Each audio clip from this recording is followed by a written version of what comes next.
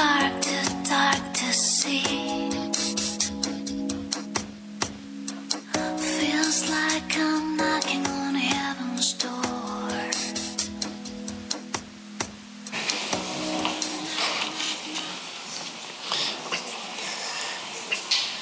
Hola, buenas tardes. Dos palabras, nada más antes de ceder el atril a los presidentes de la Fundación Universitaria San Pablo CEU y de la Fundación Villa Cisneros, que les quieren dirigir también como coeditores del libro una reflexión al respecto. Decía simplemente que dos palabras y procuraré que sea así, porque hay que temer a los que dicen seré breve. En primer lugar, sí queríamos tener un recuerdo muy especial para una de las personas que hoy tenía que haber ocupado una de estas sillas. Ya se había comprometido a asistir a esta presentación porque además es uno de los autores del libro, que es Alejo Vidal Cuadras. Y hoy queremos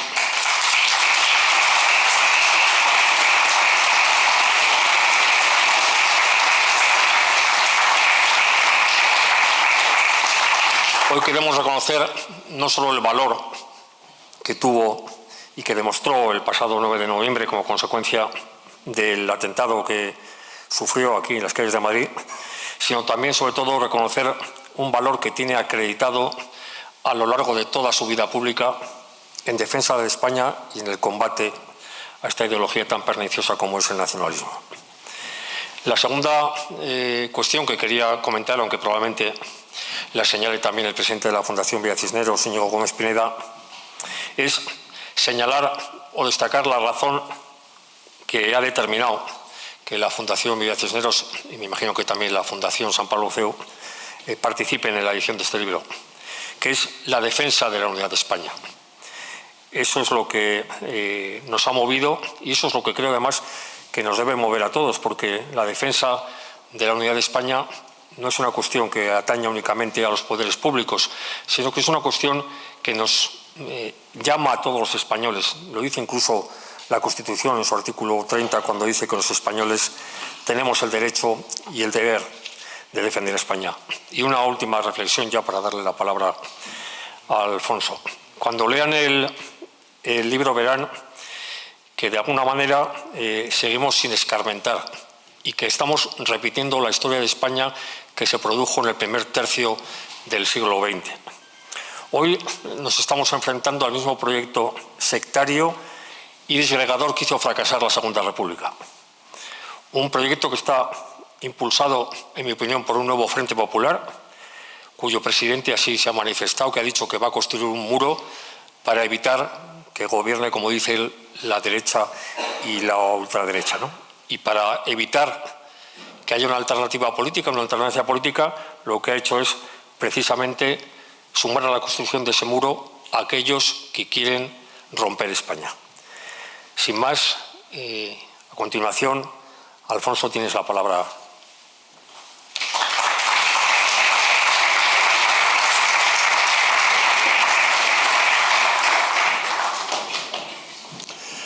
Muy buenas tardes a todos. El libro que ahora se presenta es el tercero de los que hacemos con la Fundación Villa Cisneros, en virtud de un acuerdo que suscribimos hace tiempo y que seguimos profundizando y avanzando.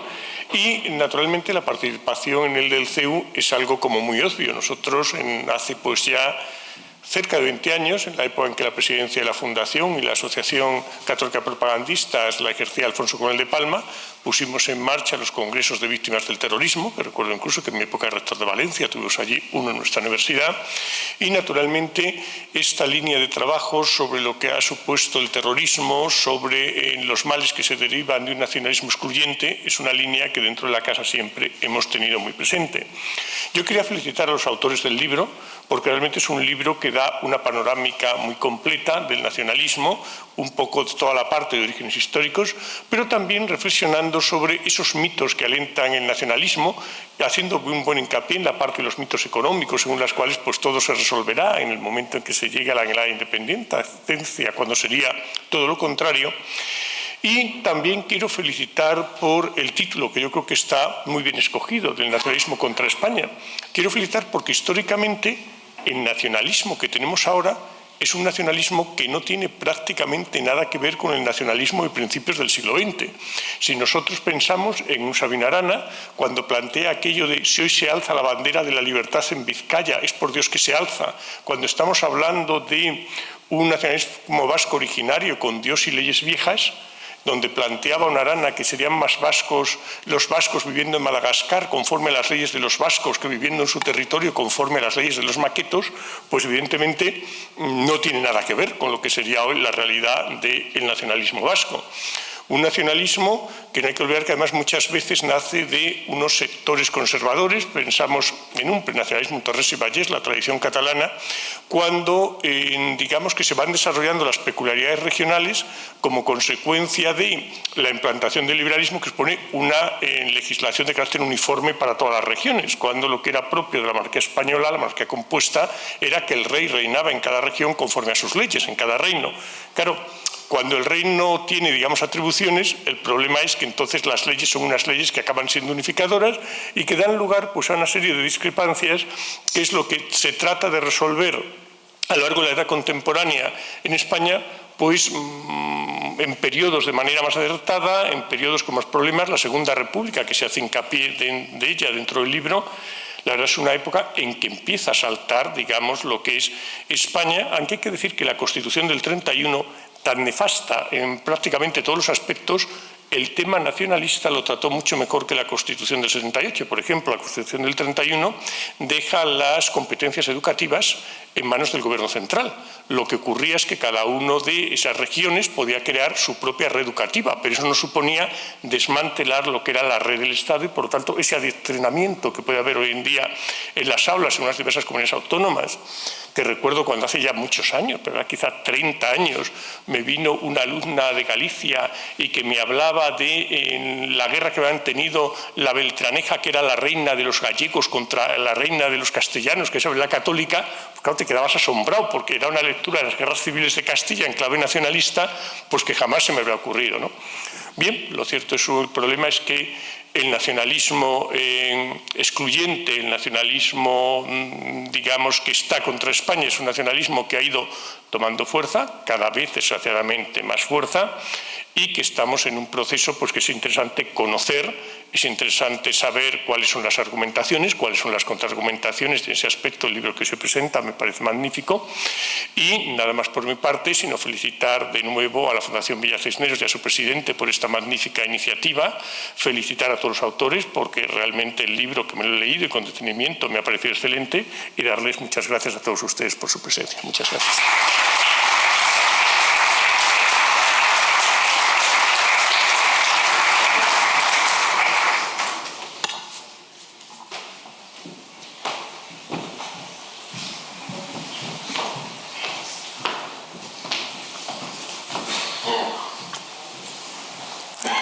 Las gafas. Bueno, Alfonso Bullón de Mendoza, Rosa Díez, Roberto Villa, José Luis Orella, amigos de la Fundación Villa Cisneros, señoras y señores. Muchas gracias por vuestra asistencia a esta presentación del último libro de la colección Villa Cisneros. En el mes de septiembre, cuando decidimos quiénes debían ser los ponentes para el acto de hoy, no pudiendo intervenir todos los autores, tuvimos que elegir a aquellos que contribuyeran a transmitir un mensaje más claro y contundente frente al desafío que nos enfrentamos. Uno de ellos, como ha mencionado antes Carlos Urquijo, no podrá intervenir esta tarde, y que es Alejo Vidal Cuadras. Alejo ha escrito un capítulo que tiene hoy, tras su atentado, más sentido que nunca: la falsificación de la historia y de la entidad nacional en Cataluña. Si por algo se ha caracterizado la actividad de Alejo, su actividad pública, ha sido por la permanente denuncia de las ideologías totalitarias. Su valentía en la lucha contra el fundamentalismo ha tenido esta vez consecuencias dramáticas. Alejo no es de los hombres que lucha un día, es de los que lucha toda la vida, los imprescindibles. Por eso quiero enviarle un fuerte abrazo con el deseo de una pronta recuperación, porque hoy más que nunca yo creo que España necesita hombres como Alejo. Tras la publicación de ETA, 50 años de terrorismo nacionalista y un nuevo colonialismo en la ideología de género, presentamos hoy nuestra tercera obra, El nacionalismo contra España.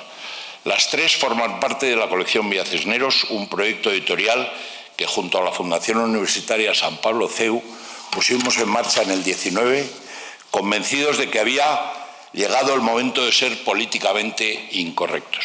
Nuestro objetivo es bien claro: dar la batalla cultural frente a un proyecto asentado sobre el relativismo moral y la falsificación de nuestra historia, que solo busca un final: la ruptura de España. El nacionalismo contra España repasa la historia de esta ideología en nuestro país desde sus albores en el siglo XIX hasta la actualidad. Analiza las causas que estuvieron en su origen y su constante mutación para adaptarse a las vicisitudes de cada momento y obtener el mayor beneficio. Gracias a la sobrerepresentación electoral que se decidió otorgarles, han conseguido no solo ser influyentes, sino poner y quitar presidentes del Gobierno, determinando con ello el futuro de España. Nuestra fundación respeta todos los sentimientos de pertenencia siempre que sean defendidos con honestidad, pero el sentimentalismo no puede estar por encima de la razón y en ningún caso por encima de la ley. Por eso combatimos una ideología que consideramos perniciosa para nuestra nación, para su estabilidad, su integridad y para su futuro en paz y libertad. Está acreditado que el nacionalismo, y en España lo sabemos bien, tras 50 años de terrorismo, es una ideología, además de supremacista, incompatible con la libertad, divisiva, y que en su máxima expresión acaba derivando en violencia y totalitarismo. Nosotros no queremos esto para España, y aunque ya hemos padecido demasiados ejemplos, parece que no queremos aprender. Acabamos de asistir al penúltimo capítulo de la degradación del Estado de Derecho al que conduce el separatismo. Lo hemos vivido con la reciente investidura del presidente del Gobierno. Una elección en la que han confluido el afán disolvente de una ideología representada en esta ocasión por golpistas y sucesores de una banda terrorista, con la falta de escrúpulos de un candidato y de un partido que han antepuesto su interés personal al de España.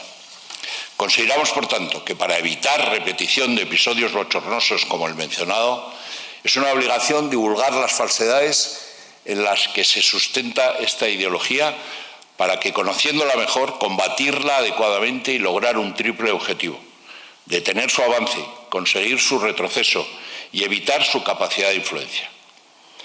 Algo tan sencillo como asumir que la gobernación de España no puede sustentarse en quienes buscan su desaparición. Antes lo ha mencionado también Carlos, el artículo 30 de nuestra Constitución dice que los españoles tienen el derecho y el deber de defender a España. El derecho y el deber. Pues bien, para la Fundación Villa Cisneros, la publicación de este libro es su manera de contribuir a este mandato. Un deber que nos concierne a todos y no es exclusivo de los políticos o de los jueces. Conservar nuestra nación y asegurar su permanencia es cosa del conjunto de los españoles. Recordarán el pasaje en el que Don Quijote dice: «Sábete, Sancho, que no es un hombre más que otro, sino hace más que otro». Pues bien, esta acertada sentencia es de aplicación también para aquellas élites que tantas veces no se sienten concernidas por la situación de España. Aquellos que tienen la tentación de creerse más sin hacer más. Aquellos que, por ejemplo, consideran suficiente con poner su capital a producir, ajenos al devenir de la nación, porque ya se encargarán de pactar una solución particular a sus problemas. Pues no es así. Cierto que la función de los empresarios es crear empleo y riqueza, pero ninguno de estos dos elementos tan necesarios podrá mantenerse a flote si España, su prestigio y su seguridad jurídica se van por el desagüe porque algunos se olvidaron de su obligación de defenderla. Quiero agradecer, por último, el trabajo realizado por los autores de esta obra. A través de sus páginas han puesto su conocimiento profesional y su experiencia al servicio de la verdad histórica, despreciando los inconvenientes que sin duda tiene remar contracorriente. Ojalá que su esfuerzo y el conjunto de esta obra se conviertan en un acicate para que tomemos conciencia de la gravedad de la hora que vivimos y actuemos en consecuencia. Muchas gracias.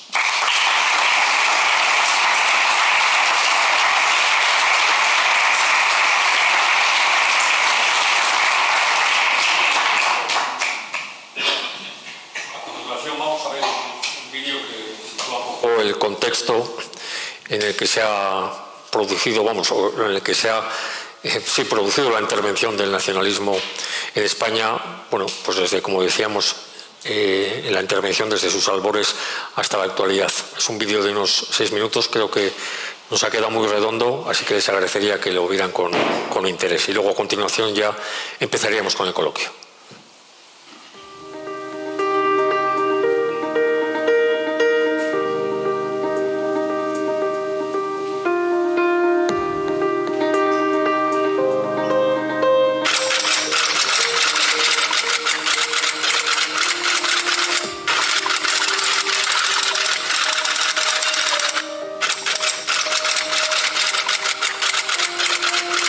I ara, que sóc a la part inicial de la meva intervenció, voldria donar-li un consell que, naturalment, vostè no té cap obligació de seguir. Amb nosaltres no provi de temptar la sort, perquè no li funcionarà. Los vascos y las vascas necesitamos construir un Estado propio. Marcha el proceso independentista en Euskal Herria. Abrirle el segundo frente al Estado aquí, cuanto antes. Señorías, no habrá referéndum de autodeterminación, salvo que quienes lo defienden consigan convencer a las 3/5 partes de esta Cámara para que se modifique el artículo 2 de la Constitución española y posteriormente los españoles y españolas ratifiquen ese cambio mediante referéndum. Ya les digo yo que el Partido Socialista Obrero Español, del que me honro ser su secretario general, nunca jamás aceptará ese tipo de derivadas. Los acontecimientos de ayer visualizan claramente que el Estado español no ha actuado de buena fe ante la justicia europea.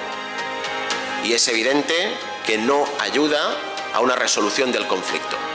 Por lo tanto, nosotros hoy, con más fuerza que nunca, nos reivindicamos en el derecho a la autodeterminación, en un referéndum sobre la independencia y en la amnistía como formas de resolución del conflicto político.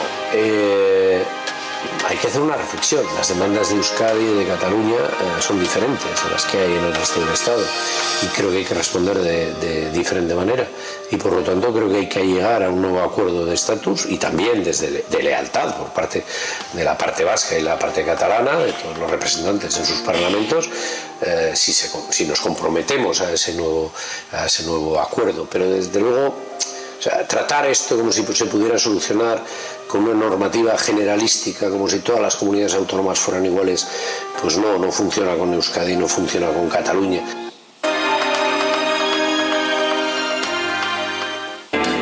Los nacionalistas siempre han recibido sin dar nada a cambio. Da igual el régimen por el que transitaran, república, dictadura o monarquía parlamentaria. Han dicho una cosa y han hecho la contraria a la hora de sostener gobiernos. Y cuando han tenido que defender la libertad frente al terror, han preferido siempre la compañía de los liberticidas a la de los perseguidos.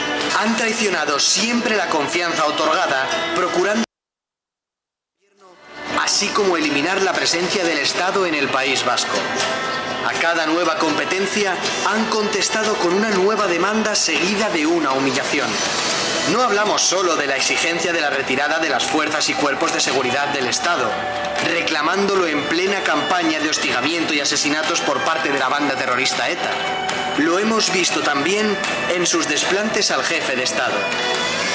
Recientemente lo hemos comprobado de nuevo cuando han demandado la transferencia de prisiones o la gestión económica de la seguridad social para que desaparezca todo vestigio de solidaridad interterritorial. Como dijo con claridad meridiana uno de los presidentes del PNV, unos mueven el árbol y otros recogen las nueces. Frente a esta presunción de haber estado siempre del lado de quienes lucharon por la libertad, conviene destacar la bajeza del Pacto de Estella. En ese acuerdo, un año después del secuestro y asesinato de Miguel Ángel Blanco, pactaron con quienes asesinaban y con su brazo político la exclusión de la vida política, pues de la física ya se encargaban los terroristas, de las fuerzas políticas que no comulgaban con su proyecto independentista. Al riesgo de asesinato, sumaron un cordón sanitario político para convertir en apestados sociales a quienes discreparan del proyecto totalitario. Es oportuno recordar también que todas las reformas legales puestas en práctica para acabar con el terrorismo de ETA salieron adelante sin el apoyo de los nacionalistas. Urge contar la verdad histórica tras 40 años de régimen nacionalista. 40 años en los que se ha tejido una red clientelar que ha desactivado cualquier movimiento cívico de oposición al statu quo. Si a ello se añade el control de los medios públicos de comunicación y el adoctrinamiento en las aulas, articular una alternativa al régimen resulta harto complicado. Los mitos de su falsa nación sometida, su lucha por la libertad y su excelencia en la gestión deben ser desmontados porque como tales mitos son inexistentes. 40 años de gobierno de un mismo partido, da igual cuál sea y sin apenas interrupción, trastornan la percepción de la realidad. No es extraño que uno acabe por pensar que la administración, en vez de ser de los ciudadanos que la sostienen con sus impuestos, es propiedad de quien gobierna. España ha sido una realidad compartida y edificada por mujeres y hombres de diversa procedencia social o geográfica, con ideologías distintas, pero con una idea común: un mejor país para todos. Un país que en 1978 alcanza su mejor expresión en el entendimiento mutuo, sin imposiciones ni exclusiones, y en la voluntad de integración que enriquece con la diversidad y el pluralismo nuestro proyecto común, nuestro vínculo emocional y solidario como nación. Esto fue lo que hicieron los españoles hace 45 años. Nos dejaron una Constitución que es el alma de nuestra democracia y libertad, con un espíritu inclusivo de ideales y convicciones y un propósito común como jamás habíamos tenido. Una España serena, ilusionada, confiada en su futuro. Debemos honrar ese legado. Un legado de grandeza, de responsabilidad y de sentido de la historia. Nuestra obligación, la obligación de todas las instituciones, es legar a los españoles más jóvenes una España sólida y unida, sin divisiones ni enfrentamientos.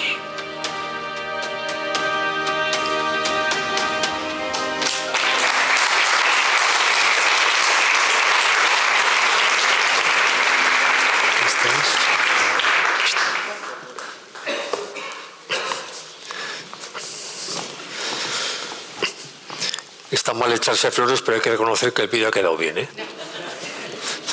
Vamos, creo que es muy exacto de lo que ha ocurrido y de lo que desgraciadamente puede ocurrir.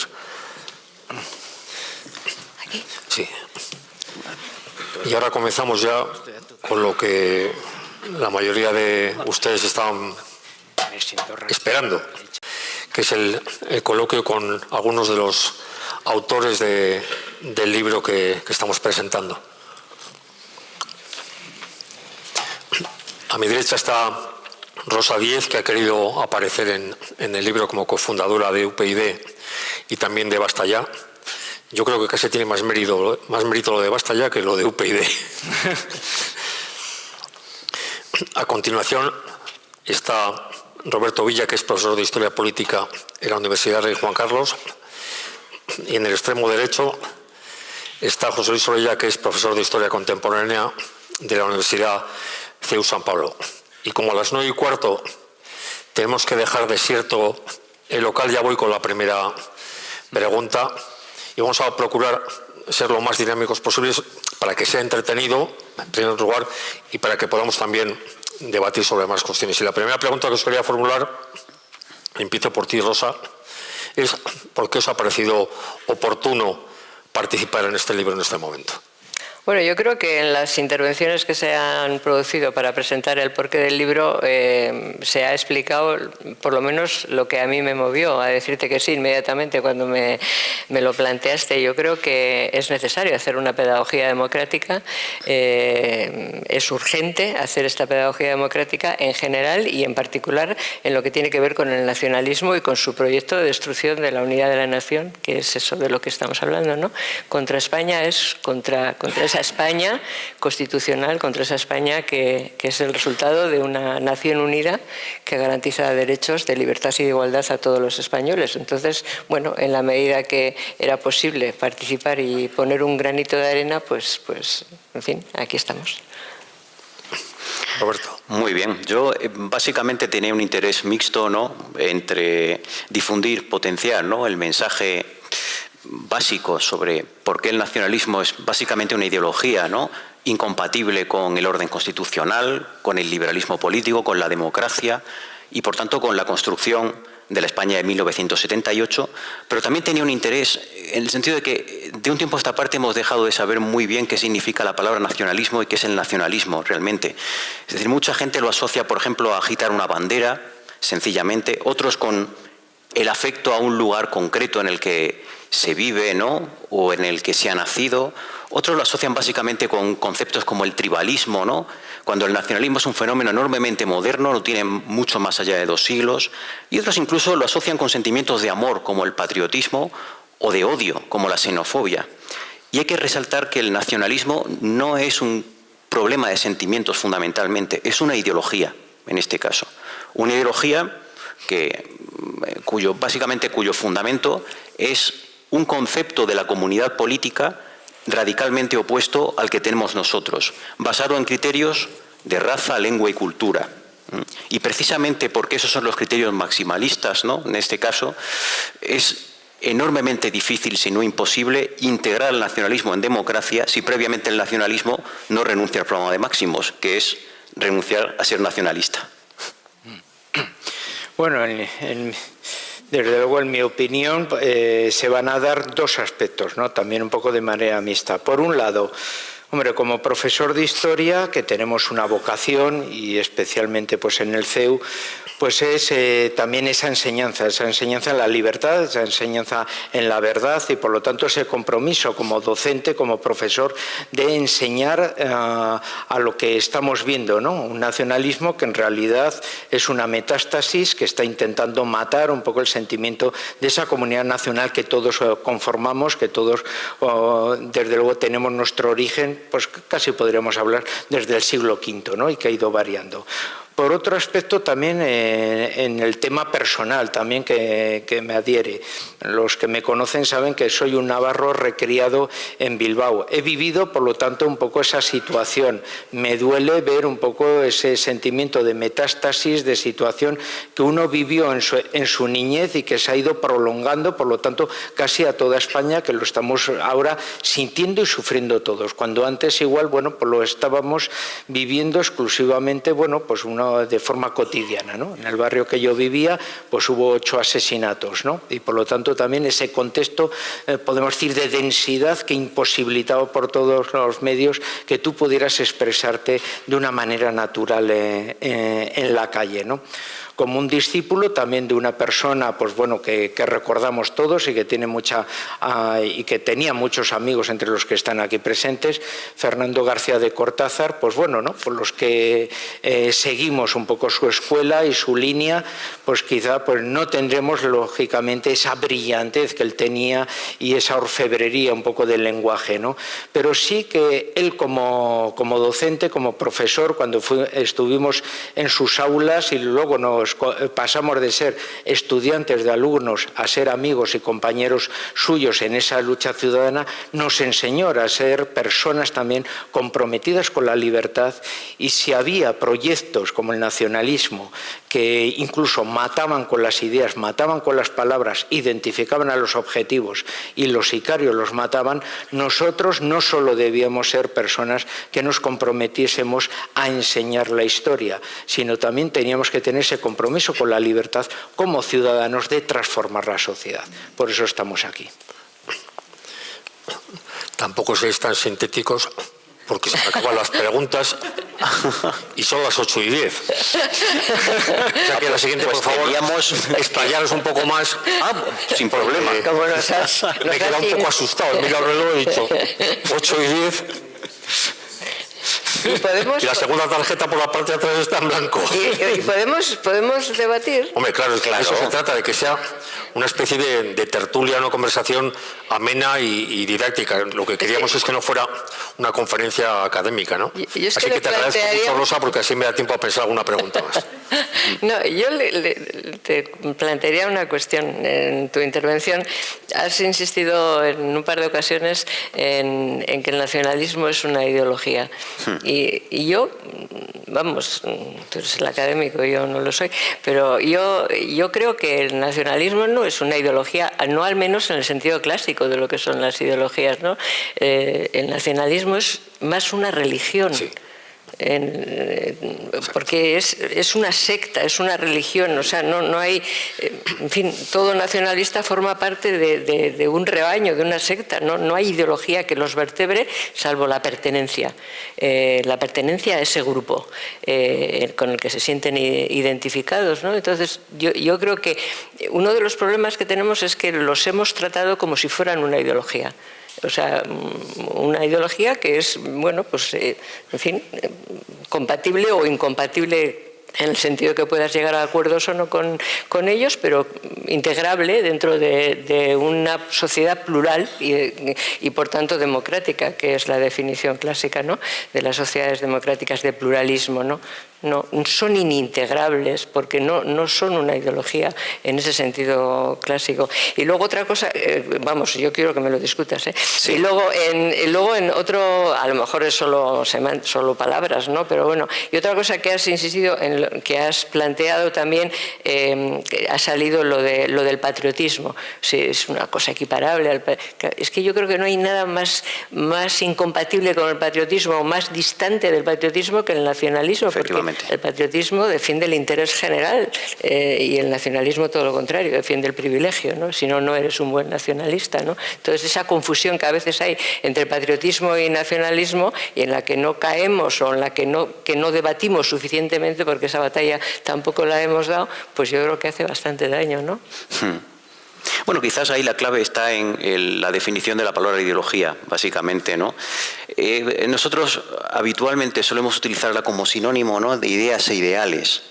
La ideología es algo más fuerte, suele ser algo más fuerte, es decir, es una especie de credo político, en este caso, que tiene una virtud transformadora, es decir, pretende modificar completamente la realidad, en este caso, y hacer que nazca un orden completamente nuevo y distinto. Por eso, habitualmente los nacionalistas, cuando hablan de la nación, no hablan de la nación con el sentido que damos nosotros, ¿no?, de comunidad política formada, pues, por una serie de personas que comparten un territorio soberano, que tienen un gobierno propio.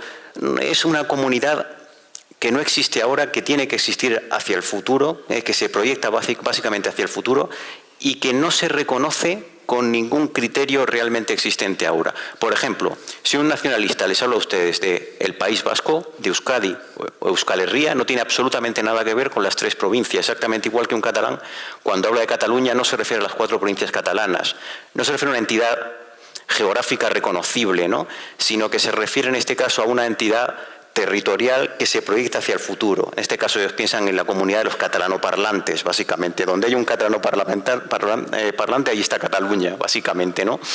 Es decir, que ahí es la primera cosa fundamental. Si consideramos ideología, ¿no?, como un credo político que busca la transformación completa de la realidad, incluso forzándola, el nacionalismo en eso es una ideología en grado sumo, como puedan ser las otras que existen. Por eso además tiene esa vertiente del nacionalismo totalitaria, efectivamente, viene de eso, ¿no?, de la transformación completa de la sociedad. Por otro lado, efectivamente, es que el patriotismo es realmente un sentimiento de afecto, de lealtad a la comunidad política realmente existente. El nacionalismo no tiene nada que ver con eso. El nacionalismo es, en este caso, una ideología política, ¿no?, que se cree y con la que se trata de forzar la realidad, ¿no? Creo que complementando un poco lo que has dicho y por responder a una parte de lo que había preguntado Rosa, el nacionalismo bien ha señalado que es un totalitarismo. No es una opción política más, es, como bien has dicho, es la construcción precisamente de una nación, de un modelo de proyecto en el cual todo el mundo se siente integrado dentro y el que no pueda sentirse integrado queda fuera. No es solo un partido político, sino que influye en los modelos sociales, etcétera. Lo que vemos incluso en el fútbol, como podemos decir lo tiñe todo absolutamente, intenta entrar en los movimientos de ocio. Todo el tema de sociedad civil está absolutamente controlada, absorbida, parasitada un poco por el nacionalismo a nivel un poco de signo totalitario. ¿Qué significa eso? Un poco lo que ha dicho Rosa anteriormente. Es un modelo de vida que por lo tanto debe vivirse casi como una fe. Igual que el marxista comunista solo puede vivir dentro de unos principios, o el nazismo precisamente tenía casi una especie de liturgia, se puede decir pagana, para poder mantenerlo. Es un movimiento sustitutivo que ha creado su efecto. Sí. Todos los que tengan una cierta edad veían, hombre, pues Cataluña y el País Vasco eran las grandes reservas de vocaciones religiosas. Ahora, si vemos en la cuestión de las prácticas, son precisamente los territorios mucho más paganos y donde, desde luego, la práctica religiosa está hundida. Precisamente el nacionalismo ha sustituido un modelo de creencia y el nacionalismo se vive como una religión porque es un movimiento totalitario, ¿no? Es más fuerte que la religión, porque la religión al menos remite el paraíso a otra vida. La ideología pretende en este caso construir el paraíso en la tierra y por eso digo es todavía peor, ¿no? En este caso. No, y hay una cosa que ha hecho José Luis que es enormemente interesante, ¿no? Él ha hablado de integración, pero integración verás, el nacionalismo, la vertiente totalitaria del nacionalismo tiene que ver con el hecho de que para ellos la libertad es la fusión del individuo con la comunidad. El individuo como tal debe desaparecer. Claro, porque es el rebaño, no hay individuos, ni siquiera la oveja coja, es un rebaño, o sea, no hay individuos, todos caminan. Y es un corpus ideológico, es decir, estas cosas nos las enseñaron los discípulos, es curioso esto, de Kant. Herder y Fichte fundamentalmente son los padres fundadores teóricos del nacionalismo, ya nos dijeron estas cosas. Es una mezcla del nacionalismo en este caso, ¿no? De ilustración alemana, prusiana, mejor dicho, ¿no?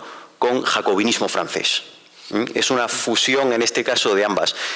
Eso no significa que el jacobinismo sea nacionalista como tal, sino que es una fusión de ambas doctrinas que hace fundamentalmente Fichte, ¿no? O sea, sí, tiene su corpus ideológico en este caso, su proyecto, y luego es verdad que cada movimiento nacionalista, ¿no? Pues dependiendo del contexto, construye su Volksgeist en función de los factores que tiene, ¿no? Para cohesionar, pero cohesionar en el sentido negativo, más bien es unir o abolir la individualidad, que se trata básicamente de eso, ¿no? Bueno, la individualidad y el pluralismo, porque claro, en las sociedades nacionalistas no hay, o sea, por definición, esa nación nacionalista, valga la redundancia, parte de abolir el pluralismo político, no hay pluralismo, porque, o sea, esto es el ahormamiento, en fin, tienes que ser de eso, oveja, o sea, tienes que formar parte de eso. Entonces, igual todo depende, como dices tú, bueno, de cómo definimos lo que significa ideología, pero bueno, en el sentido clásico de la palabra, de que puedan convivir en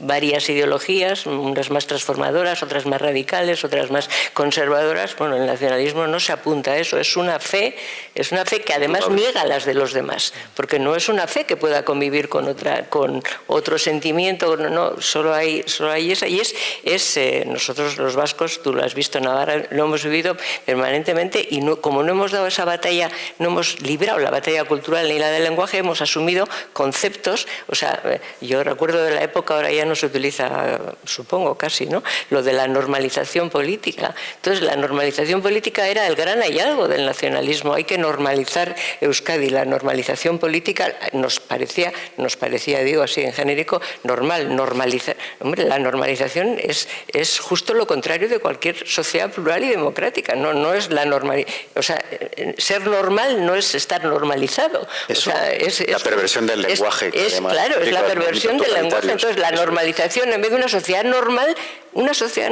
es una normal en términos democráticos, es una sociedad no normalizada, es una sociedad plural en la que conviven distintas posiciones, distintas ideologías y distintos sentimientos, que claro, lo del sentimiento Tú decías también que el patriotismo, no sé si ha sido tú, también es un sentimiento. A mí no me parece que el patriotismo sea un sentimiento. Bueno, es que también... ¿Qué significa la palabra? Claro, al final son las palabras. Claro, es que el patriotismo... O sea, en fin... Yo me considero patriota, pero no porque me emocione es que patriotismo es la defensa del interés general de la nación, y eso es un valor en sí mismo.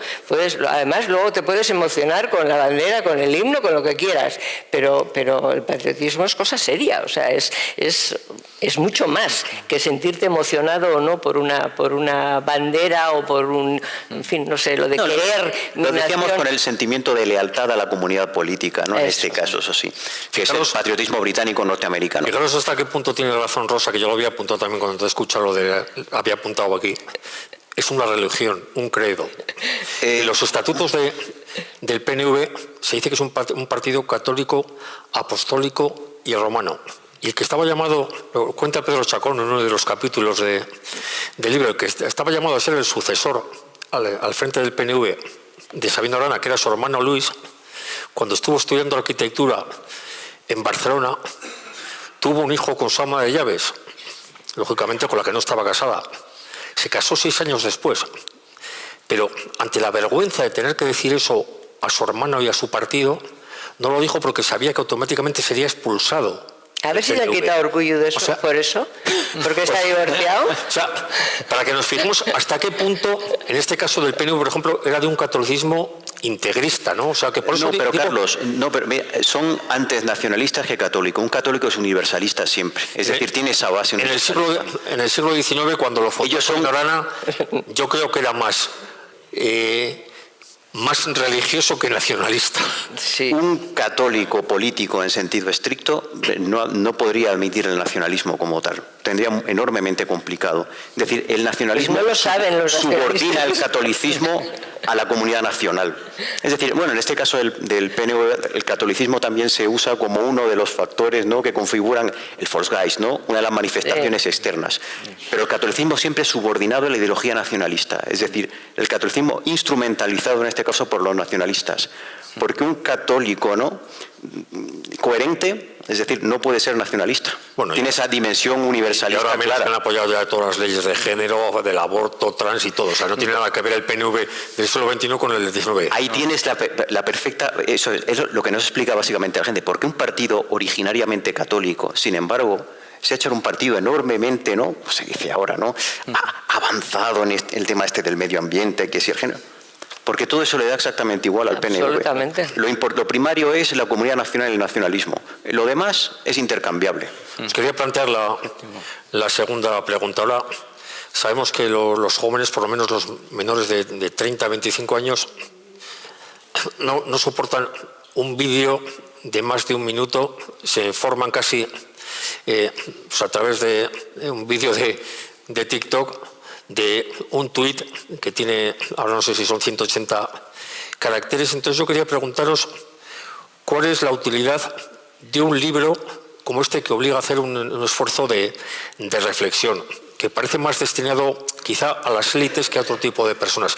¿Creéis que todavía, hoy en pleno siglo XXI, un libro tan importante como este tiene la utilidad política que queremos que tenga para que la gente conozca lo que es el nacionalismo y las mentiras que nos han vendido? Bueno, si no lo hacemos no tendrá ninguna. Quiero decir, si renunciamos de entrada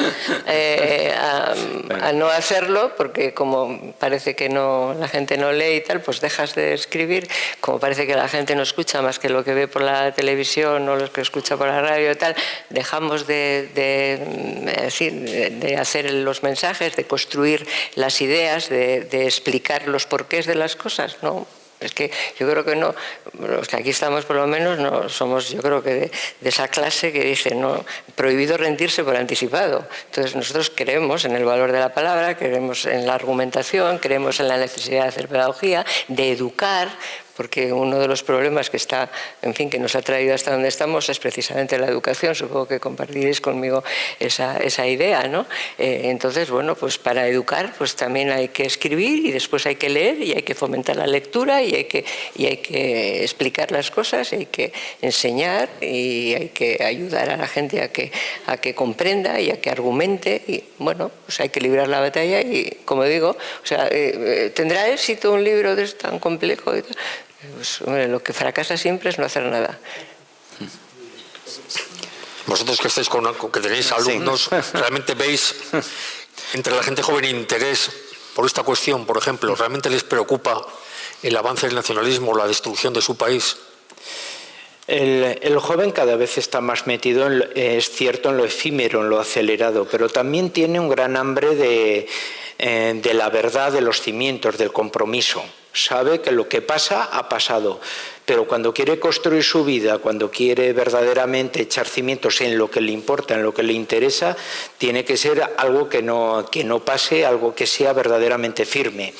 Un programa de TikTok en un minuto ya se ha pasado. Un libro está permanentemente ahí. Es como el compromiso de la amistad de la persona o cuando vuelve a casa de sus propios padres. Sabe que lo que es perenne, que lo que está siempre ahí es lo que verdaderamente vale y pone sentido a su vida.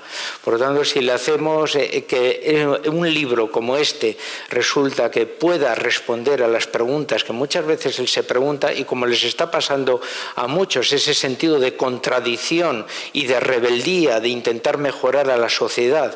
Y para ellos, a diferencia de lo que vimos los demás, que era más bien una enclaustrura de un nacionalismo con un sentido de rebeldía, ahora resulta que es lo contrario.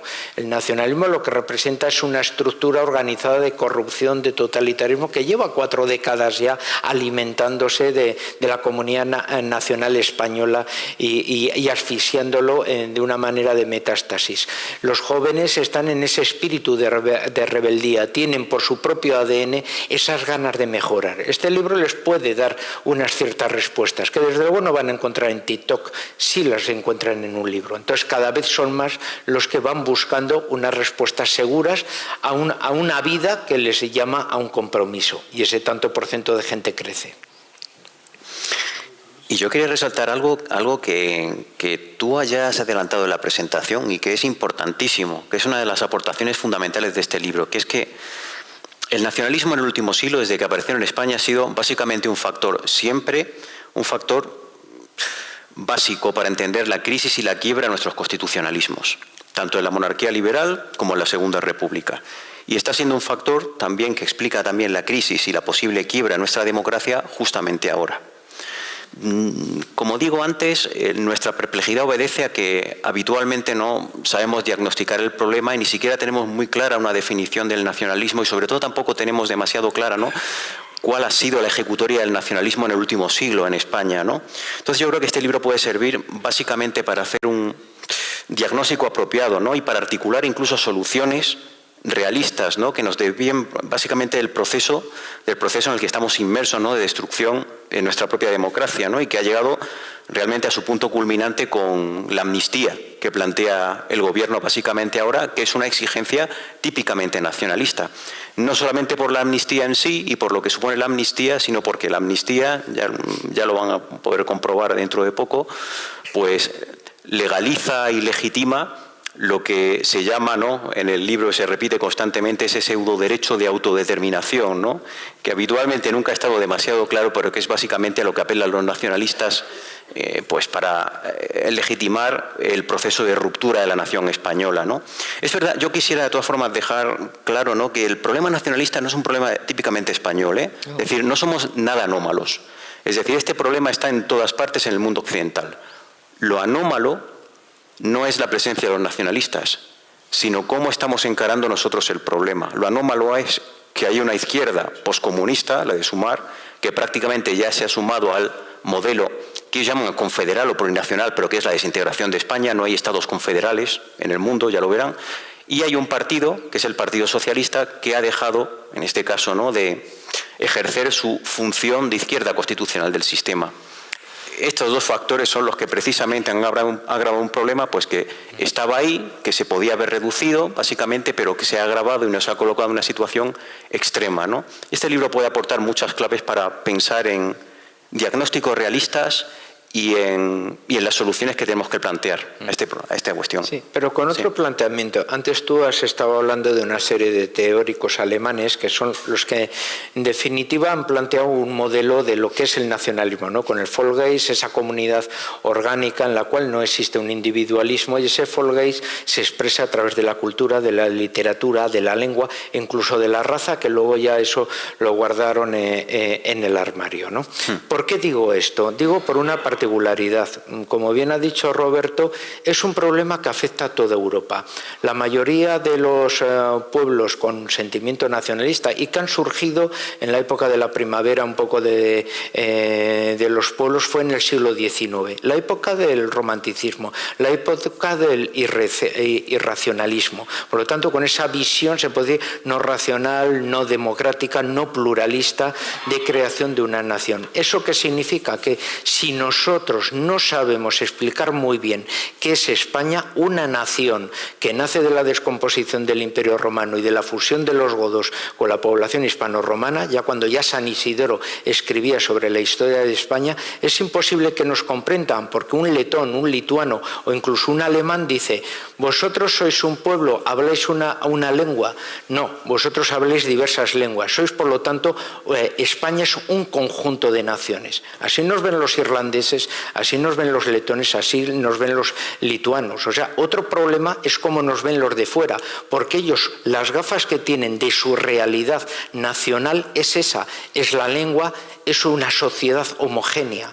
Explicarles que nosotros somos una nación y que el resultado de esa nación española es, por ejemplo, la hispanidad, donde un malayo, donde un indio, donde un mestizo o donde un africano guineano conforman una civilización, dice, hablamos en español, pertenecemos a la misma cultura. Yo soy malayo, yo soy negro, yo soy mestizo, yo soy cholo, todos somos hispanos, todos formamos parte de la herencia de España. Eso no lo puede decir ningún pueblo. Nosotros sí lo podemos decir, gracias a que somos una de las naciones más viejas del mundo. También tenemos, por lo tanto, no solo derechos de defensa, sino también una capacidad de reacción. Tenemos que explicar al mundo que nuestra nación tiene una particularidad de ser. No hemos nacido antes de ayer, en el siglo XIX, con ese irracionalismo que, por lo tanto, provoca movimientos totalitarios.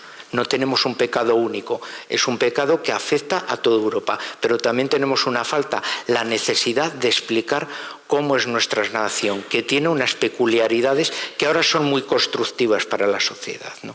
Efectivamente. Pero bueno, uno de los problemas que hemos tenido es que no hemos explicado nuestra historia. Nuestra historia nos la han contado otros, la han pervertido porque la han cambiado, la historia negra de una España, y nosotros no hemos dado esa batalla, no hemos contado nuestra verdadera historia. Nos hemos callado. Entonces, o nos hemos creído todo lo malo que se decía de nosotros. Entonces, la educación, si es nacional, no son consejerías autonómicas, los créditos de las asignaturas de historia, no eso. ¿Cuál es la época más gloriosa de España? Son las épocas de moderna, no se dan. No se estudia. Si vamos a preguntar a un guipuzcoano, ¿tú sabes quién era Andrés de Urdaneta? El que gracias a él es la unión del comercio asiático con el comercio americano con el europeo. Andrés de Urdaneta, ¿y eso qué es? No saben quién fue Miguel Ángel Blanco como para saber quién fue Urdaneta. Pues quiero decir, pero claro, es que hay donde hay nacionalismo, la escuela es nacionalista y se estudia en clave nacionalista y en clave de la mentira, de la desinformación.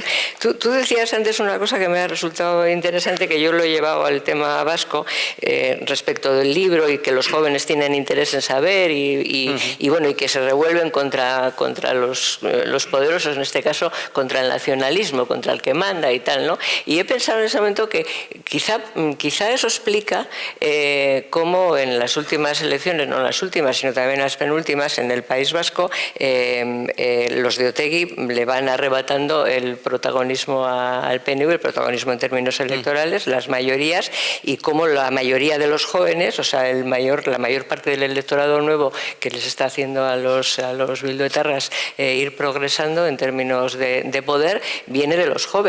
jóvenes que se rebelan contra el poder establecido, que es el PNV, ¿no? El nacionalismo, ¿no? Y eso también tiene que... he pensado, cuando lo decías, que, en fin, Otegi y los de Otegi no se reivindican nunca como nacionalistas, nunca hablan de ser... Ellos son de izquierdas, son independentistas, son de izquierdas, pero la reivindicación de nacionalistas son vascos. Se sabe que siendo vascos ya vale, ¿no? Entonces son vascos y son de izquierdas, y seguramente en eso rebelarse contra los que mandan, contra los corruptos, contra los que mandan, está, bueno, pues ese caldo de cultivo que también están cultivando los de Otegi y compañía, hasta quitarle la cartera al PNV, que ojalá se la quiten, no porque yo quiera que gobiernen los de Otegi, sino porque se lo tienen merecido. Y luego tú has citado lo de la amnistía, y también por ahí quería entrar. Tú decías que, bueno, que la amnistía para la autodeterminación, y que eso es una reivindicación histórica o típica de los nacionalistas. Yo creo que lo típico, o sea, lo más gordo, perdonadme la expresión, de la amnistía, y lo que es realmente inaceptable, es que, y por eso le gusta el nacionalismo, no por lo de la autodeterminación, es porque establece dos categorías, que es lo que siempre han querido los nacionalistas, de ciudadanos.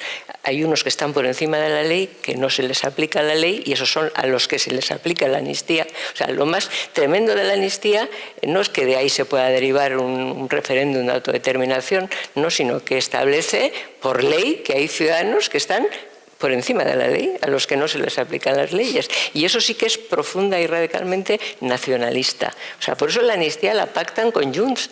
Y el PNV establece el acuerdo con Junts, no con Esquerra Republicana o con Bildu, sino porque realmente en su esencia, en fin, lo fundamental para ellos es eso, que ellos son diferentes, y cuando un nacionalista o alguien te dice que es diferente es porque se cree que es superior a ti. Entonces a él no se le aplica la ley, ellos están por encima de la ley. La amnistía borra los delitos, o sea, no es que abre el camino para la autodeterminación, sino lo que hace es establecer que hay una serie de ciudadanos a los que no se les aplican las leyes que se nos aplican a todos los demás, y eso sí que está en la esencia del nacionalismo. Ellos, o sea, eso de esa cosa que se decía de el pase foral no se aplica y tal, realmente es... Pero tendemos a pensar que el nacionalista, en realidad, en el proyecto independentista, ¿no?, es algo así como un mascarón de proa con el cual lo que ocultan realmente es, pues, que quieren quedarse, pero en una situación de privilegio. No es así. Es decir, su objetivo último es la independencia siempre y en todo caso. Es decir, la nación-estado, el Estado propio. La fase del privilegio es la fase intermedia en todo nacionalismo gradualista. El privilegio lo que busca es hacer inviable la unión. Ellos saben perfectamente que por sí mismos no pueden conseguir la independencia. ¿De qué manera pueden convencer a los demás para que poder irse? Haciendo inviable la unión. En el momento en que ellos vivan dentro de España con una ley distinta, con rancho aparte, ¿no?, en el momento en que ellos consigan la gestión de todos los impuestos para ellos, pues va a haber mucha gente en las comunidades autónomas que digan directamente, bueno, para esta situación, que se vayan. En esa fase estamos. Es decir, ellos no buscan... Es que siempre suele habitualmente argumentarse de esta manera, ¿no? El nacionalista no busca la independencia, eso es una excusa para el privilegio, los dineros... Para nada. Es verdad, no. El privilegio es típico de toda táctica gradualista en el nacionalismo. Ya saben que el nacionalismo, pues, además, justamente hablando con el principio y tal, porque hemos hablado de totalitarismo y a ustedes les pueden parecer muy fuerte, ¿no?, pensar en el PNV o en Junts o en Esquerra como movimientos totalitarios, ¿no? El nacionalismo, si tiene fuerza para conseguir su programa máximo, va hacia él sin ningún tipo de problemas. Sí, yo eso lo comparto. Incluso fuerza física, fuerza armada. Pero cuando no tiene fuerza física o fuerza armada, y cuando tampoco ni siquiera tiene, como es el caso de nuestros nacionalismos, ni siquiera el asentimiento mayoritario dentro de la población, pues necesitan emplear tácticas graduales, el poco a poco, el esto por aquí, esto por allá. No, pero lo del privilegio es porque se lo creen, es que se creen superiores. No, eso por supuesto. Quiero decir que no es táctico lo de ir a arrastrar. Superiores y sobre todo distintos. Claro, pero es que cuando te dice que soy distinto es porque se cree superior. Se creen mejores. Claro, mejores. Dicen, somos distintos, pero en el fondo están diciendo, somos mejores. Claro. O sea, eso son las dos cosas. Ser distinto para ser mejores, eso básicamente, ser distinto para ser peor. Claro. nadie te dice yo soy distinto, pero es que tú eres súper... No. No es políticamente correcto. Eso es, ¿no? Pero porque en el fondo ellos... Sí, por supuesto. Sí, pero eso que el privilegio es una fase más en el proceso de independencia. Pero para ellos no es privilegio, es que es normal. Bueno, porque si yo soy mejor que tú, o sea, ¿cómo me vas a tratar de la misma manera? Es algo que les debemos el resto de Claro, se lo debemos porque es que, bueno, es que son mejores, o sea, no es un privilegio, sencillamente, oye, van consiguiendo que se les vaya reconociendo poco a poco que son mejores, o sea, no se les termina, no es un privilegio, oye, acepta que eres peor que yo y por tanto... No se te aplican las mismas leyes. Pero de la amnistía lo esencial no es que de ahí se vaya a derivar un referéndum de autodeterminación, sino que por ley se establece que en España hay ciudadanos que están por encima de la ley. Pero Rosa, la amnistía es la legitimación del procés. Y al legitimar el procés, dejas inerme al Estado para si hay otro procés que no será como el 2017, la cosa nunca se repite exactamente igual, sino en un procés desde arriba. Y además un procés, como ya han anticipado otra vez, español, a nivel general. Es decir, lo que estás legitimando es la vía de la consulta y desarmando las instituciones del Estado para contrarrestar esa amenaza. Son las dos cosas. Por eso la amnistía... Cuando la gente me dice habitualmente que la amnistía es una etapa o un proceso más dentro, ¿no?, del deterioro general de la democracia, para nada, es el Rubicón. Es decir, como ya han razonado muchos... Yo insisto, no me parece que lo más importante sea la autodeterminación. Es que la amnistía no solamente establece que hay ciudadanos por encima de la ley, sino que establece algo que es todavía más peligroso, bueno, que va unido a lo anterior, es que en España no había democracia cuando juzgaron a esos delincuentes y que esto no era una democracia y se les juzgó con unas leyes no democráticas y se les aplicó unas leyes no democráticas. Es más... mucho mayor que la derivada, porque a partir de que no hay democracia ya es que vale todo. Eso es fantástico lo que has dicho, está genial, Rosa, porque además por esa vía consiguen el reconocimiento internacional. Claro, hay un no había conflicto democracia. entre España y Cataluña, un conflicto entre España y el País Vasco. España no es un país realmente democrático, aquí no hay Estado de Derecho. Claro, es que eso es lo que dice la amnistía, efectivamente, que no había democracia. Unas reparaciones, además. Eso es. Y a nivel internacional el reconocimiento. Incluso con las instituciones más altas, porque lógicamente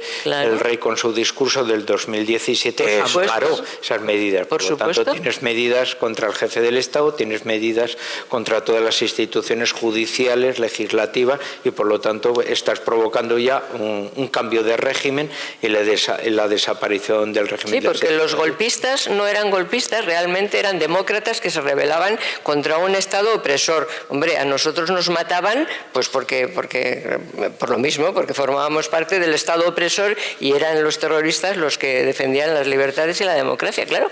Pero es que es muy gordo que ahora se diga por ley, o sea, que haya una ley que establezca eso, ¿no? Entonces, bueno, ya lo de la autodeterminación y todo lo demás, es que de ahí ya puede venir lo que quieras, porque es el reconocimiento de que no había Estado de Derecho en España.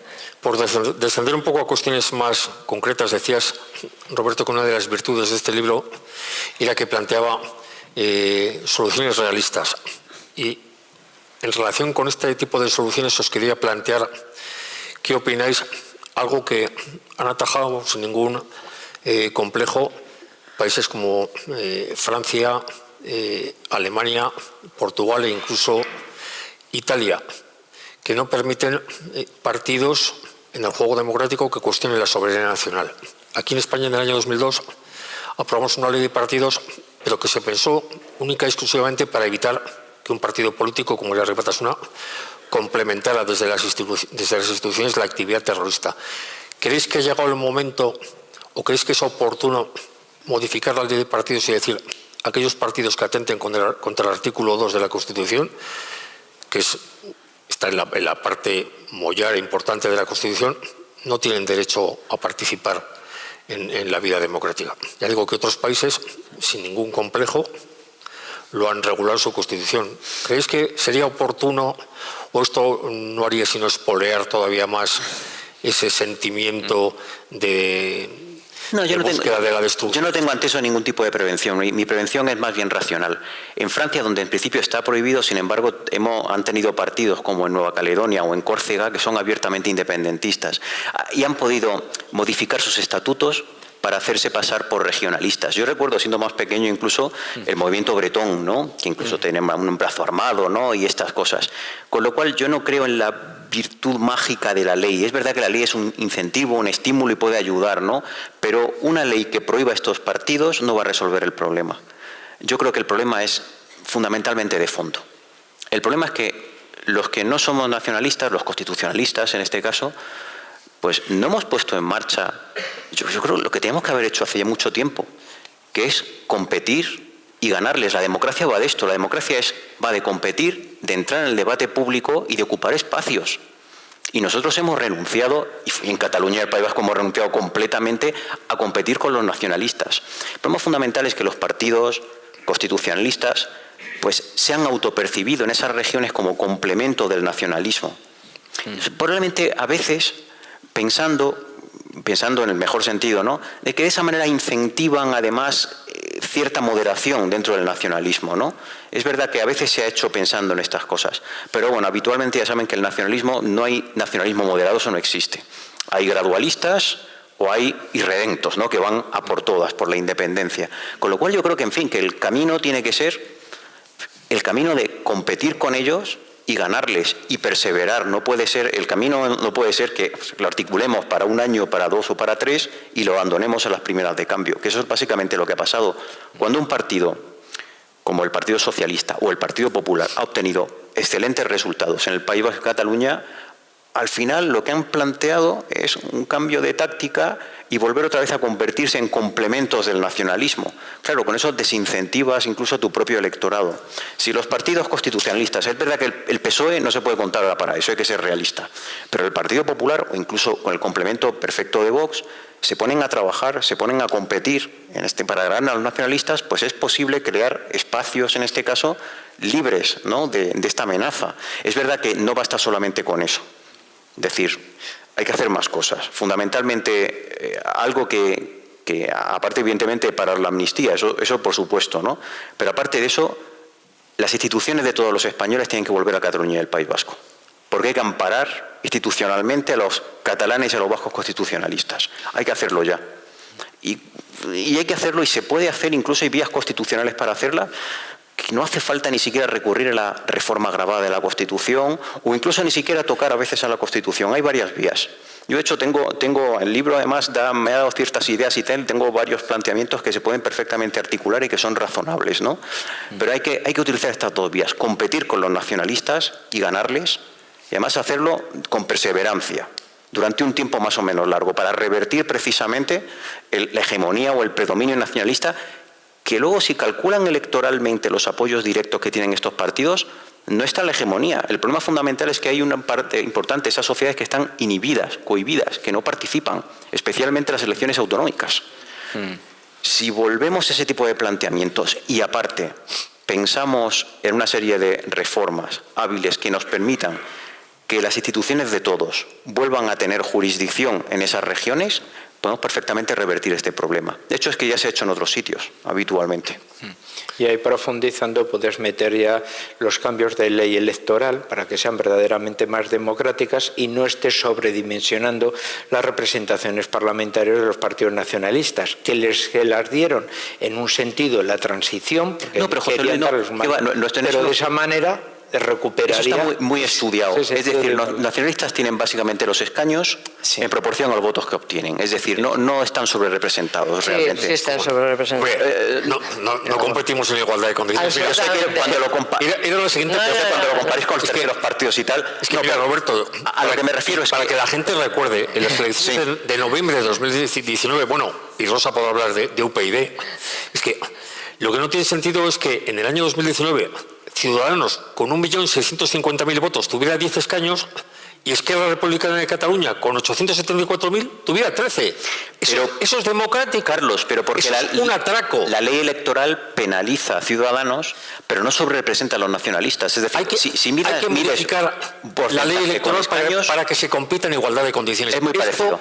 Esto es un atraco a los españoles. Verás, hay dos cosas que se pueden hacer desde el punto de vista electoral. Verás, a nivel nacional, que esto es básico, lo que se podía plantear para acabar con la dependencia del nacionalismo es Y además no hace falta tocar la Constitución, es curioso, para hacer un sistema electoral parecido al de la Grecia. Constitución. Es decir, parecido al de Grecia, que es, ya saben, mantener el que tenemos, pero utilizar esa bolsa que tenemos de 50 escaños extra, que permite la Constitución hasta llegar a 400 en el Congreso de los Diputados, para premiar a la fuerza política más votada. Con eso se terminaron la dependencia de los nacionalistas para siempre. No, pero bueno, la reforma y cambiar la ley electoral catalana, que es lo segundo, porque la ley electoral catalana aquí fue un error básico de Ciudadanos, que lo repitió. Ellos repetían constantemente que la ley electoral catalana era una fotocopia, ¿no?, de la ley electoral española. Eso es. No es cierto, es falso. La ley electoral catalana, a diferencia de la española, fija un número de escaños que es siempre el mismo, entre 1980 y la actualidad, en las distintas provincias, de modo que Barcelona ha elegido 85 escaños en el año 80 y 85 escaños actualmente. A nivel nacional, es verdad, tenemos un mínimo de 2 escaños en cada provincia para permitir el reparto proporcional. Pero luego el resto, los 250, se distribuyen en proporción a la población. Cataluña es lo más parecido a los Burgos podridos. Una provincia con independencia de la población que tenga, y la población que tenga mantiene el número de escaños como tal. Eso explica algo tan curioso como que porcentualmente los nacionalistas, incluso en las elecciones autonómicas, no alcanzan el 50% y, sin embargo, por arte de magia, mayoría absoluta a nivel de escaños. ¿Qué es lo que ocurre ahí? Gerona y Lérida. Fundamentalmente, que son las grandes beneficiadas de ese sistema estanco de escaños. Exactamente. Pero bueno, yo creo que la reforma de la ley electoral, aunque a lo mejor no es el tema del libro, pero tiene mucho que ver, a mi juicio, con esta sobrerepresentación. A ver, el nacionalismo catalán no está tan sobrerepresentado porque la masa electoral es mucho mayor, son muchos más millones de habitantes que los que tiene el País Vasco. Pero el nacionalismo vasco está sobrerepresentado. ¿En qué sentido sobrerepresentado? Pues que a un escaño en Cortes Generales al PNV le cuesta, no me acuerdo cuántos votos, pero desde luego 10 veces menos o 5 veces, 10 no será, no me acuerdo de la proporción ahora, 5 veces menos de lo que le cuesta un escaño obtenido en esa circunscripción a un partido nacional. Eso es la sobrerepresentación. O sea, si te cuesta, la ley electoral lo que vulnera es un principio de igualdad, el activo y el pasivo, los dos principios de igualdad. O sea, los partidos políticos no se presentan en igualdad de condiciones y los ciudadanos no votamos en igualdad de condiciones. O sea, el principio activo y el principio pasivo está vulnerado por esta ley electoral. Que la concreción es tú te presentas por el Partido Socialista en Vizcaya y yo por el PNV y mi escaño me cuesta 3 veces menos que el tuyo. Eso es, eso es lo que ocurre con la ley electoral. Está súper estudiado. Yo creo que una de las cosas que más estudiamos en la época de UPyD era la ley electoral, porque presentamos varias veces propuestas de reforma. Hay muchos sistemas. Tú has planteado uno, guardar 50 votos, subir hasta 400, 50 diputados, se puede guardar 100 sin subir hasta 400. Es decir, hay muchas fórmulas para conseguir ese principio de que el voto activo y el pasivo funcionen en condiciones de igualdad. O sea, pero eso se puede hacer y no hace falta, como tú muy bien decías, cambiar la ley electoral, pero es que la ley electoral, esta ley electoral desarrolla un decreto previo a la Constitución, previo a la Constitución del 78, es un desarrollo de aquella. No es una ley electoral. Pero ya es democrática, en el sentido de que ya estaba en la mano de la ley de reforma política que está pactada con la oposición. Sí, democrática sí, pero injusta también. O sea, es que hay muchas cosas que son democráticas, pero que son injustas desde el principio de igualdad, y entonces esta es democrática e injusta. Siempre se dice que se va a cambiar, nunca. Yo creo que las unanimidades mayores, le veo a Miquel Buesa ahí en la segunda fila, él lo sabe de aquella época de UPyD, siempre conseguíamos unanimidad cuando presentábamos una propuesta de reforma de la ley electoral, todos en contra. O sea, conseguíamos que todos votaran en contra porque estaban absolutamente a gusto con la cuestión. Y luego lo que tú decías de que el Estado tiene que volver y que para eso no hace falta cambiar, bueno, claro que no hace falta cambiar, o sea, volver tampoco hace falta hacer reformas para volver. O sea, yo qué sé, bastaría, por ejemplo, con que la alta inspección de educación, en vez de tener 3 para toda España, pues tuviera, los que fuera necesario para actuar y que no se fuera. O sea, es que si se han ido las instituciones, no solo porque han habido cambios pues en la justicia, porque se ha ido dando pasos para dejar determinadas áreas para, en fin, en la transferencia de competencias y tal. No, también se ha ido por una voluntad política de irse, o sea, de ir abandonando el espacio, o sea, que no requiere a veces cambios legislativos, sino una voluntad política diferente de la que se ha venido produciendo en España, alternativamente un gobierno tras otro gobierno. Y luego, lo que decías también de lo que tienen que hacer los partidos constitucionalistas en los lugares donde hay nacionalismo y que siempre hemos jugado a moderadores, ¿no? Que hemos creído que al nacionalismo había que moderarlo. Pues sí, yo he participado de eso. Yo he formado parte de un gobierno de coalición en el País Vasco entre socialistas y nacionalistas, y hubo una época en la que entramos en el gobierno con un objetivo, tú te acordarás de aquello. Nosotros decíamos que era, y creíamos en ello, para constitucionalizar al PNV, no en el sentido de que saliera a la calle a decir viva la Constitución, sino que aceptara las instituciones democráticas derivadas de la Constitución. Bueno, eso tuvo un tiempo. Al principio yo creo que funcionó en ese sentido, ¿no?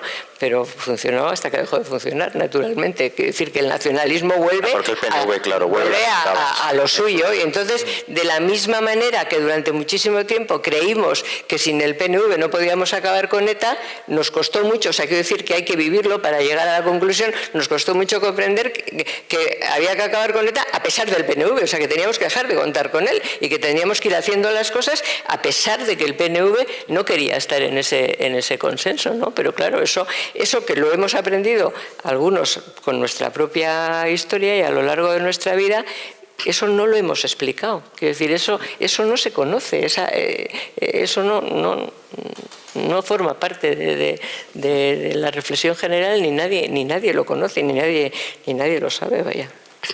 Nos quedan 10 minutos para terminar, y aunque no estaba previsto, como se me han agotado las preguntas de la cartulina, yo creo que sí podríamos dar quizá un turno para si hay alguna persona del público que quiere formular alguna cuestión a los ponentes, pues que pueda hacerlo, sabiendo que a las 9:05, 9:10, como muy tarde, tenemos que dejar la sala. Se han olvidado de la tela, el dinero. O sea, que serán muy caduaquistas o serán muy redentos, pero se quedan con la tela. 5.000 millones al año de cuponazo del concierto y el acuerdo vasco-navarro, no me acuerdo cuál es la relación, ¿no? Y luego ahora están pensando en un cuponazo de 30.000 millones para Cataluña. O sea que, si hablamos en términos realistas, la población españolista, tanto en el País Vasco como en Cataluña, es bastante amplia. Acaban de hablar del sistema electoral. Si se cambiara ese sistema electoral, Tabarnia probablemente podría definir gobiernos diferentes de un signo más nacionalista español en Cataluña. Entonces, a mí lo que me preocupa es... El objetivo va a ser que van a llegar a la independencia, pero mientras nuestra tela se la quedan. ¿Me explico? Entonces, a mí eso es lo que me preocupa. O sea, y otra cosa les digo, cuando ustedes hablan de independentismo, nos habla de secesionismo, porque aquí no hay base histórica para una independencia. O sea, a mí eso me estaba ya molestando hace un rato, ¿no? Pero donde voy es a eso, ¿no? Que cómo es posible que Cataluña, con un 20% menos de productividad que Madrid, que produce lo mismo, con 1 millón... O sea, Madrid produce lo mismo que Cataluña con 1 millón menos de trabajadores. Y el País Vasco, con 5.000 millones de subvención anual, van a poder sobrevivir o fortalecerse frente al resto de España sin depender del resto de España.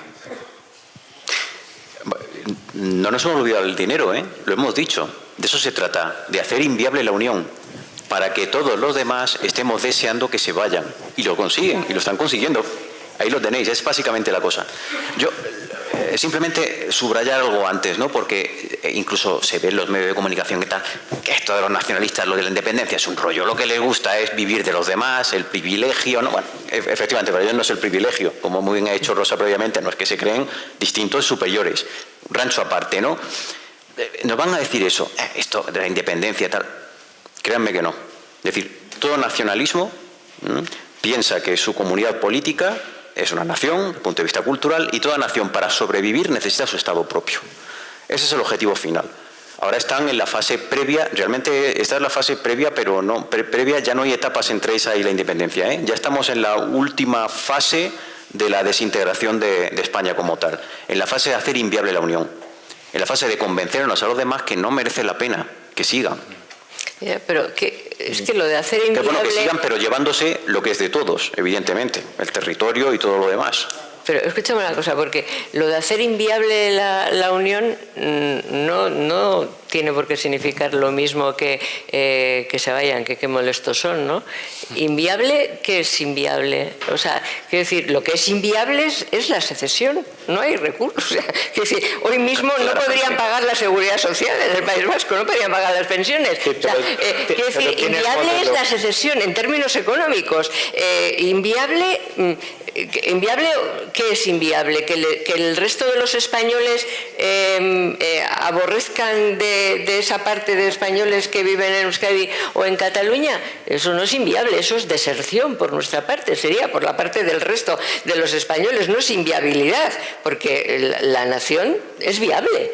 España es viable, o sea, es viable en términos económicos, en términos políticos, es viable. Lo que es inviable es la secesión, o sea, inviable en términos económicos. Ya luego no sé si además habría otras muchas, que habría, no seguro que hay. O sea, no creo que sea...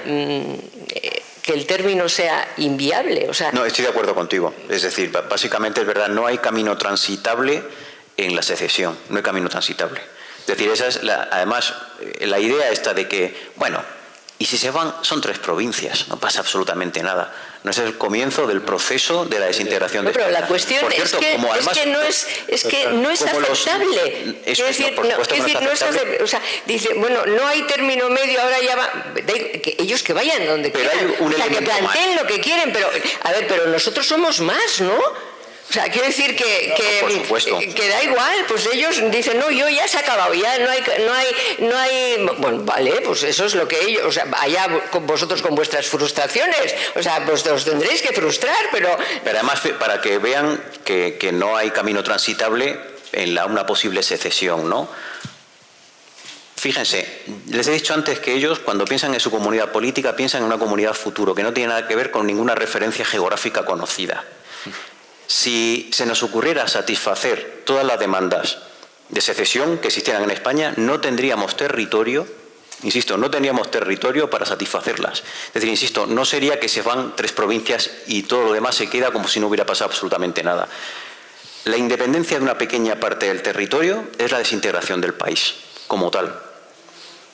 Y como historiador les digo que, en fin, que todavía estamos padeciendo los efectos lejanos, pero que son justamente estos, de la secesión de provincias que estaban a 7.000 kilómetros de España, lo de Cuba. Nacimiento del nacionalismo está enormemente vinculado a esto. Sí. Todavía estamos padeciendo eso. Imagínense lo que sería la pérdida, en este caso, de una parte del territorio peninsular. El trauma tan enorme. Es decir, trauma moral y material. El material es fundamental, pero el moral no hablamos, y el moral es que no es posible. Es que perfectamente digo, no es posible, porque sería una grieta tan enorme en la comunidad política que estaremos hablando, pues de que ni siquiera la propia democracia como tal podría continuar. Es decir, peligrosísima la situación en la que estamos.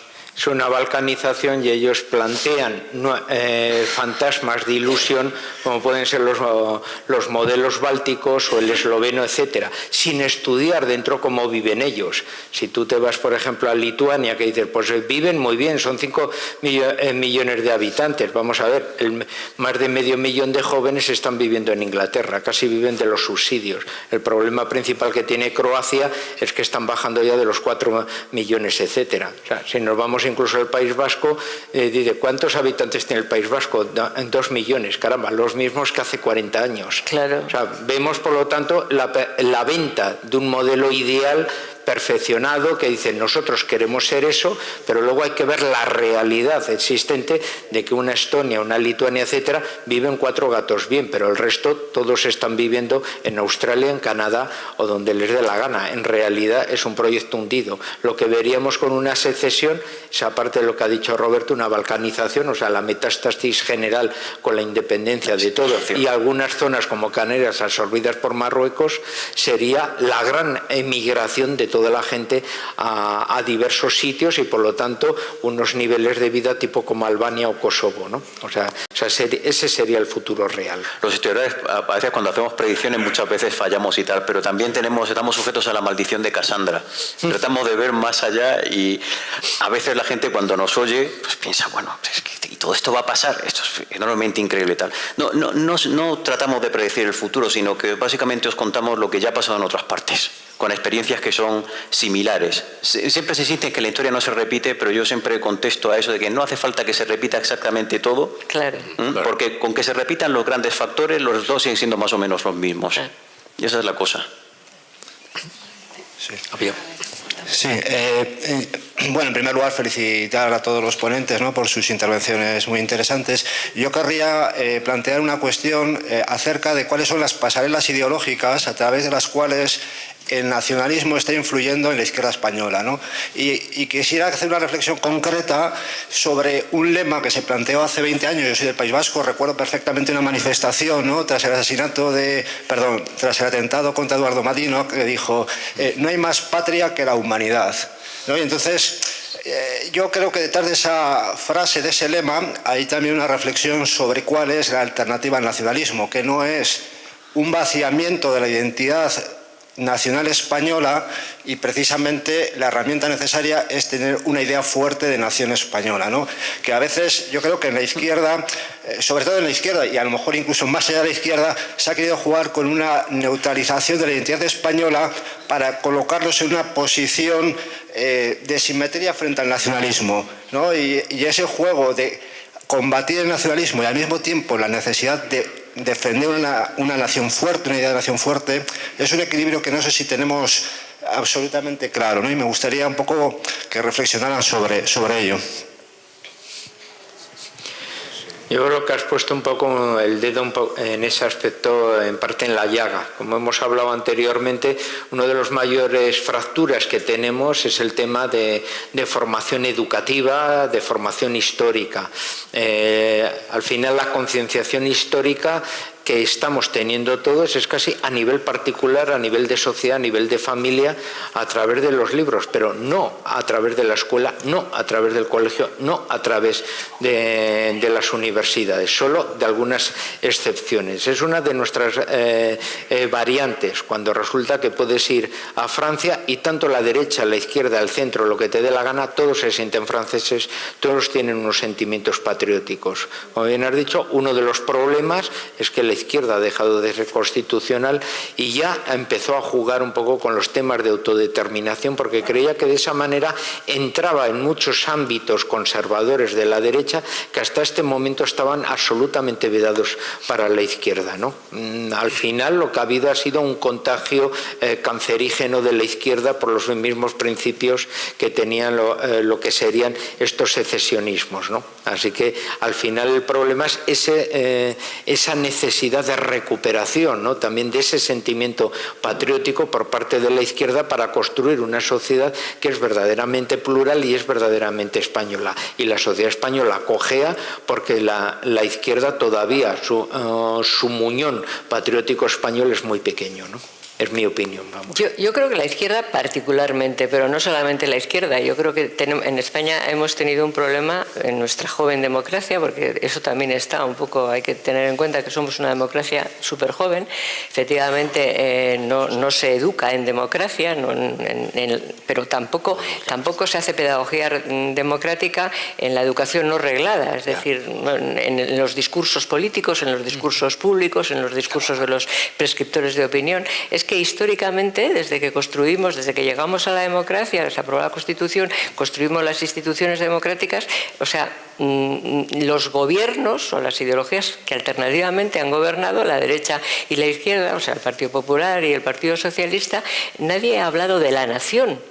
De la nación, o sea, que la nación es una cosa como que de la nación solo hablan los nacionalistas, hablan de su nación, pero solo hablan los nacionalistas. De la nación los partidos nacionales nunca han reivindicado la nación. el Estado, España. Bueno, yo recuerdo que al principio, nada más aprobarse la Constitución, ya se impuso lo del país para hablar de España, no el País periódico, que también se impuso. Para hablar de España era el país, o sea, era el país. Y entonces es verdad que la izquierda, el Partido Socialista, fue el primero, digamos, siempre abandonó un poco eso, ni las banderas, ni la palabra España, ni esas cosas, como relacionándolo con el pasado no democrático, con la dictadura y con todo esto, ¿no? Pero tampoco la derecha ha hablado de la nación en el sentido verdadero, o sea, ha explicado la nación y lo que significa y lo que representa. Y, a ver, que no es que nos guste la nación porque nos gusta el mapa, a mí por lo menos, ¿no? Sino ¿y por qué los nacionalistas van contra España? Van contra la nación. Van contra la nación porque la nación es garantía de igualdad y de libertad. Y eso no entra en el nacionalismo, eso es lo que quieren destruir, la nación. Entonces, no ha habido educación, ni reglada ni no reglada, nadie ha reivindicado la nación. Claro que es verdad que en los últimos tiempos, desde que llegó Zapatero, es que además el PSOE se ha ido al otro bando, o sea, entonces claro, eso ya ha sido, en fin, pues como mucho más definitivo, ¿no? O sea, ya no es que ha dejado de, sino que está en el bando contrario y reivindica y defiende todo lo demás, y es un agente fundamental. El Partido Socialista hoy es un agente fundamental para la destrucción de la nación, de la unidad de la nación, que es la que garantiza la libertad y la igualdad. Es un agente activo, o sea, no es porque necesite los votos, sino que se ha convertido en un agente activo porque en realidad, en fin, Pedro Sánchez quiere gobernar España de esa manera, sin controles democráticos, sin contrapoderes, y para eso necesita aliarse con quienes en su ideología histórica o en su fe histórica o en su trayectoria histórica han defendido ese mismo modelo que no está controlado de gobierno, no controlado ni por una sociedad plural ni por contrapoderes democráticos de ningún tipo, ¿no? Pero el abandono, o sea, el no hablar de la nación, el no reivindicarla y el no educar en ese sentido en términos democráticos sobre lo que la nación representa, pues eso en España no lo ha hecho nadie, no lo ha hecho ni la derecha ni la izquierda. La izquierda además ahora ha traicionado los principios básicos, ahora desde hace bastante tiempo, pero hacerlo no lo ha hecho ninguno de los dos grandes partidos. Sé que hay más peticiones de palabra, pero al final hemos llegado a las 9:10 y no podemos continuar porque las personas que trabajan aquí también tienen que irse a su casa. Entonces, me queda únicamente agradecer a los ponentes la altura y la calidad del coloquio que han mantenido, también a los presidentes de las dos fundaciones por haberse prestado a editar este libro y a tener oportunidad de celebrar este acto, y por supuesto a todos ustedes por su asistencia, no sin antes recordarles que siguen quedando libros en el mostrador y que a la salida pueden pasar a hacerse con un ejemplar que lo van a disfrutar. Muchas gracias.